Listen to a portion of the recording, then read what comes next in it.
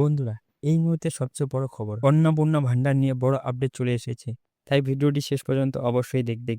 আর আপনি যদি এখনো তথ্যসাথী চ্যানেলটি সাবস্ক্রাইব করে না থাকেন, তাহলে এখনই সাবস্ক্রাইব করে পাশে থাকা বেল আইকনটি অন করে দিন। বন্ধুরা, এই মুহূর্তে সবচেয়ে বড় খবর হলো অন্নপূর্ণা ভান্ডারের টাকা পাঠানোর প্রক্রিয়া শুরু হয়েছে।